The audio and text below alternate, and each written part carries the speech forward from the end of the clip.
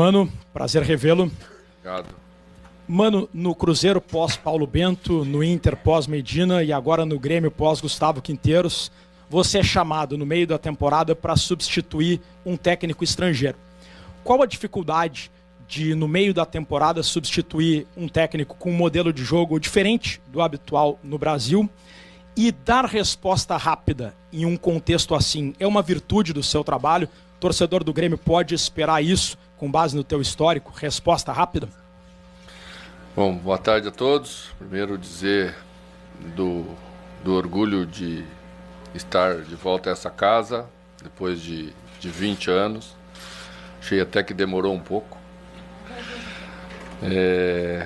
Mas voltamos com muito apetite, de trabalhar como sempre trabalhamos, por onde passamos, com toda a entrega, com toda a dedicação, para que quando somos chamados durante o trabalho, na interrupção de um trabalho, poder atender a expectativa e essa confiança do motivo pelo qual somos convidados. Os trabalhos são diferentes, mesmo sendo de treinadores estrangeiros, e a gente conhece mesmo o trabalho, como ele estava sendo feito a partir do momento que a gente assume o trabalho. Porque uma coisa é você olhar de fora e ter uma ideia, né? Outra coisa é você se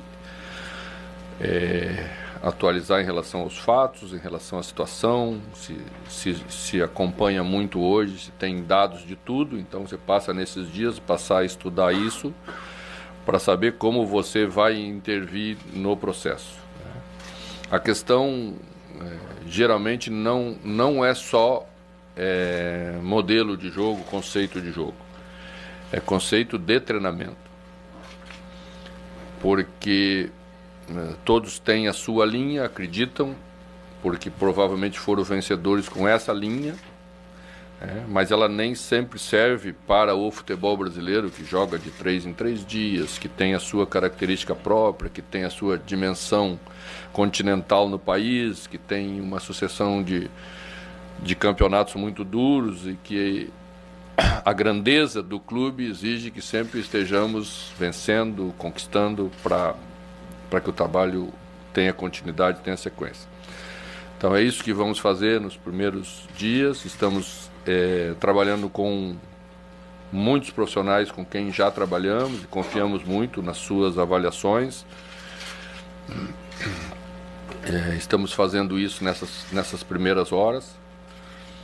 A primeira ideia é manter o que foi feito para o Grenal como ideia inicial. Vamos partir daí e a partir dessa ideia começar a fazer melhoramentos naquilo que achamos que a equipe tem potencial para melhorar. Acreditamos que ela tenha esse potencial bastante grande para, num curto espaço de tempo, readquirir essa tranquilidade necessária, a confiança necessária que os jogadores precisam ter para jogar futebol, e acreditamos muito que temos competência para fazer isso e estamos aqui, aceitamos esse desafio.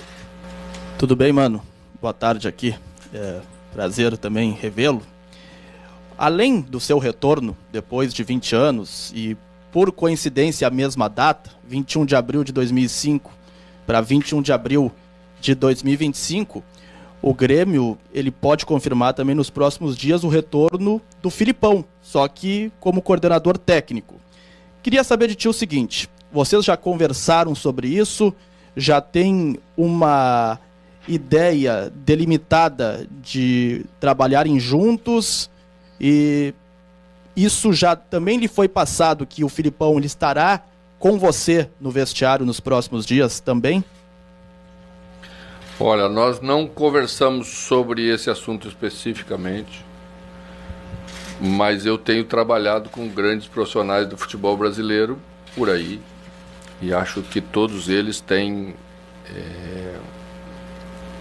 o que acrescentar aos clubes em termos de conhecimento, de futebol, de experiência, de maneira de conduzir, porque foram vencedores, grandes vencedores do futebol brasileiro, e o Filipão está entre eles e está, talvez até possa ser colocado como um dos principais.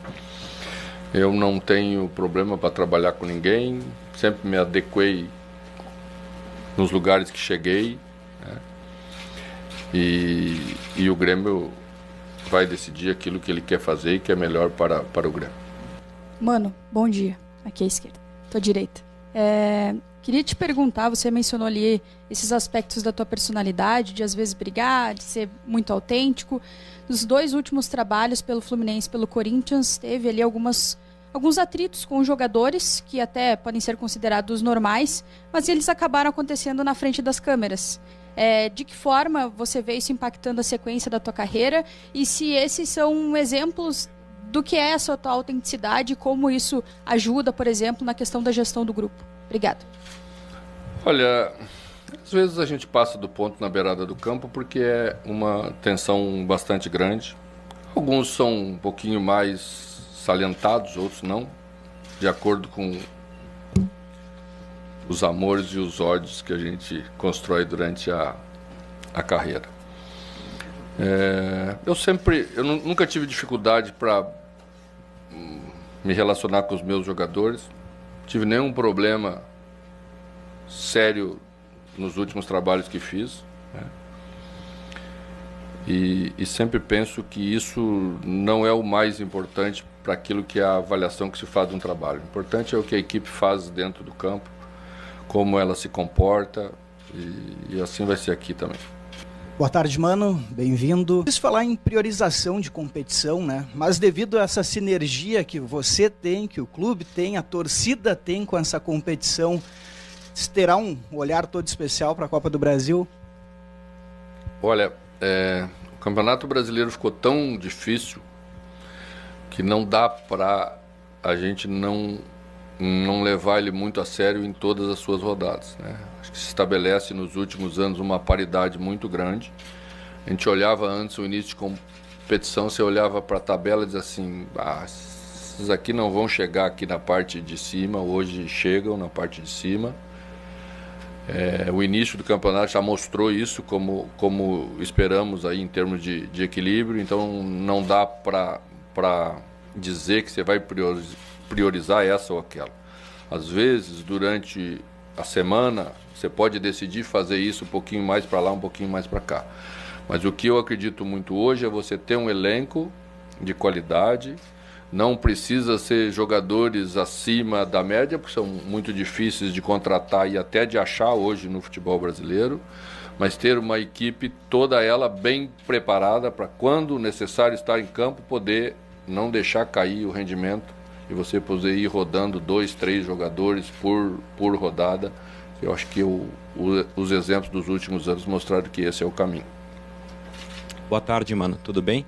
Tudo. Mano, nas últimas 3 edições do Campeonato Brasileiro, somadas, o Grêmio é a equipe que mais levou gols. São 116, 2 a mais do que o Vasco, que está na 2ª posição. Você acredita que a defesa é um ponto da equipe que realmente precisa mais atenção ou não? Tá igual aos outros setores do time? Obrigado. Bom, o futebol não dá mais para separar por defesa, por ataque, por isso, né? A equipe precisa saber se comportar em todos os momentos do jogo e bem. A gente pode querer ser propositivo, que é uma palavra bem simpática da moda hoje, né? Ser propositivo. Mas quando 2 equipes que querem ser propositivas se enfrentam, como é que faz? Uma delas vai ser mais eficaz e vai te obrigar a te defender em determinados momentos. Tem que saber se defender bem nesse dia, porque senão nós vamos perder. Então a equipe precisa saber se comportar bem em todos os momentos do jogo, mas não dá para sofrer 3 gols por jogo. Não dá para sofrer 2 por jogo, porque senão você tem que fazer 3 para vencer, e é muito difícil fazer 3 gols numa partida, né? Na paridade que é o Campeonato Brasileiro. Então é matemático, né? Uma equipe que faz competição vitoriosa no pontos corridos nunca sofre muitos gols. É só olhar os últimos campeões, geralmente eles estão sempre entre as melhores defesas do campeonato. Então, saber proteger isso bem. Eu trabalho com as minhas equipes mais posicionadas. Eu não gosto de jogar com linha tão alta, embora hoje existe uma necessidade bastante grande de, em determinados momentos, você jogar com a linha alta, né? Mas isso precisa estar muito bem equilibrado para que a equipe esteja sempre mais próxima do resultado positivo que da derrota. Isso é uma obviedade que a gente tem que ter a consciência.